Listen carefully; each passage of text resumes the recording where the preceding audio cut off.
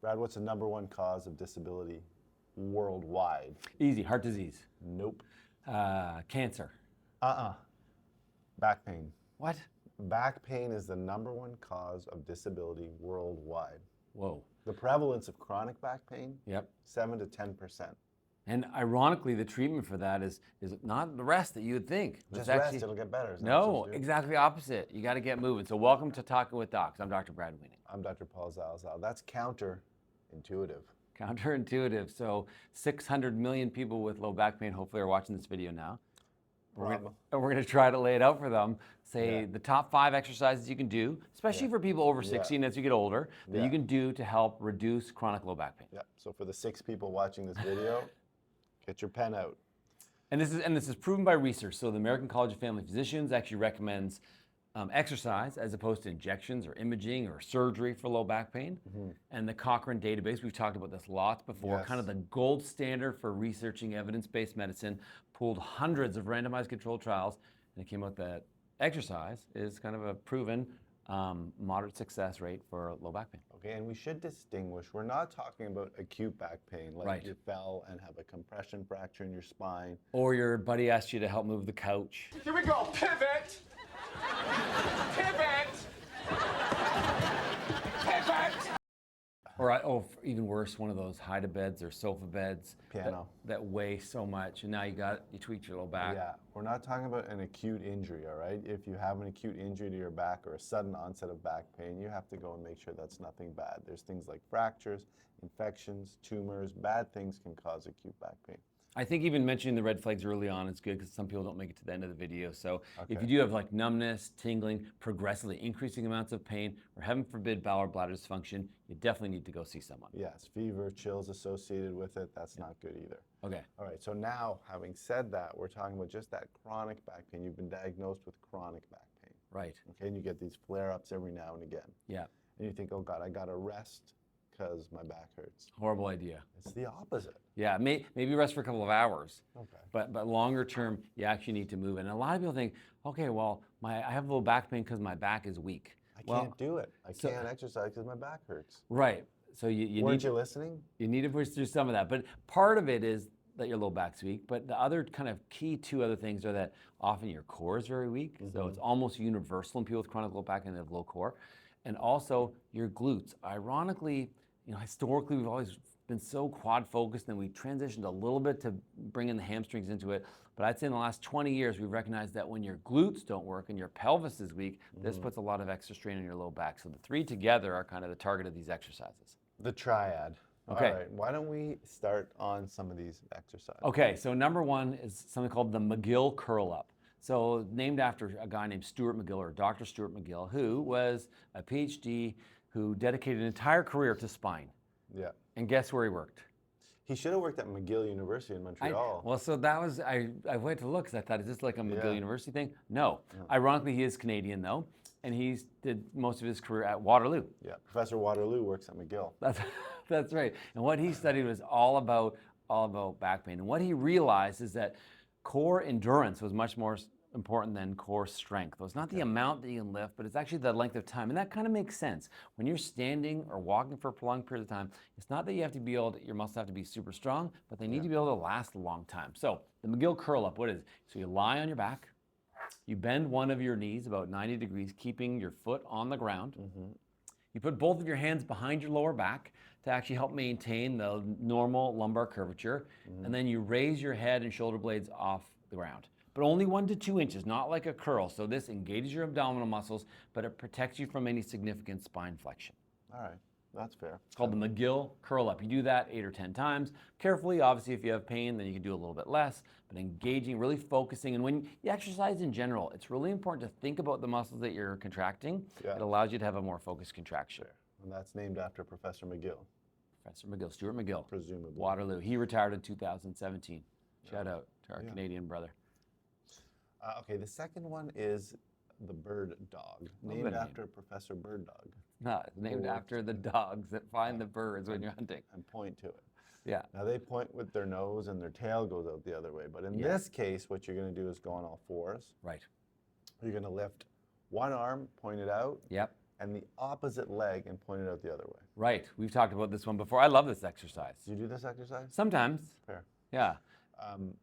And then switch. Yes. Put that arm down, put the other arm up, Yep. and then the opposite leg out the back. And you're kind of pointing at the bird front, pointing with your foot at the back. Yeah, the key is you're trying to make a perfectly straight line. Yes. They've made recommendations that you should imagine you have a glass of water on your low back, Yeah. so to avoid kind of the twisting or the arching so that you don't spill the water. Yeah, because people can relate to that. People often put a glass of water on their back. If you were like a dog that was like delivering water Yeah. to your master, yeah. Sure.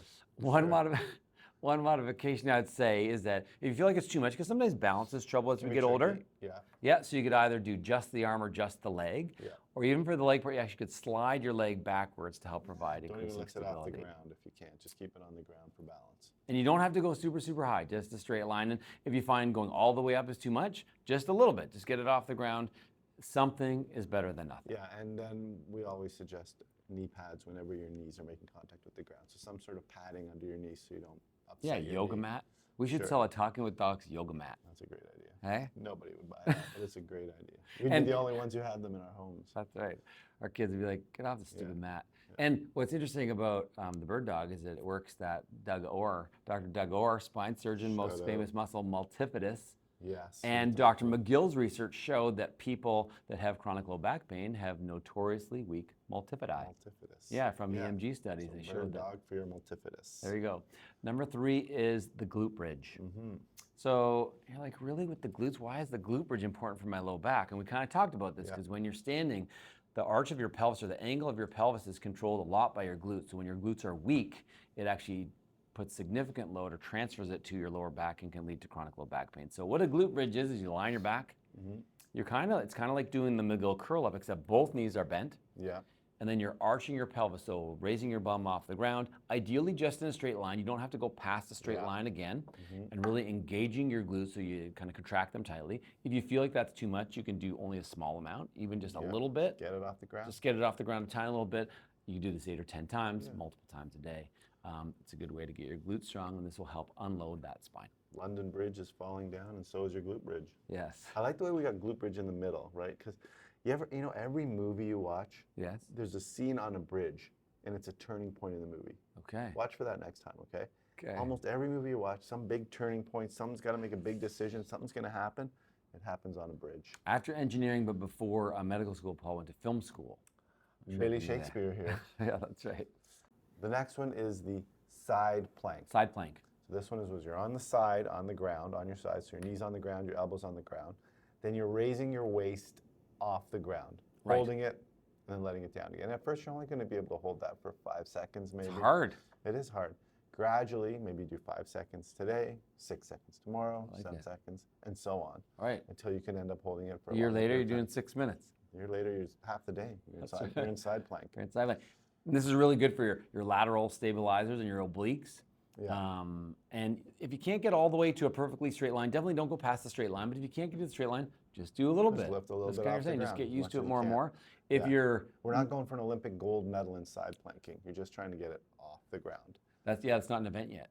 Not yet. But It won't maybe. be as the population ages. Yes.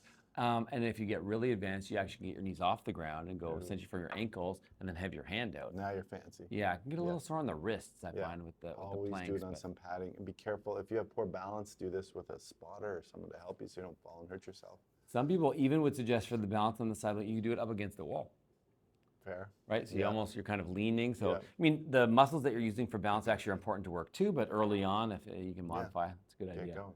Build Okay, up to it. number 5, a lot of people are going to say this is kind of a weird one for low back pain. It's our sit to stand Yeah. exercise. I love this one. Inherently happening at an all-you-can-eat buffet. Yes, and a really great measure of, unfortunately, a predictor of your mortality. Yes. So, Well correlated with that. Sit to stand is more of a functional strength. So it actually speaks to your quads, your hamstrings, and your glutes. So your ability to get up from a chair. Early on, if you can't do it, Yeah. get a chair with arms. Yeah.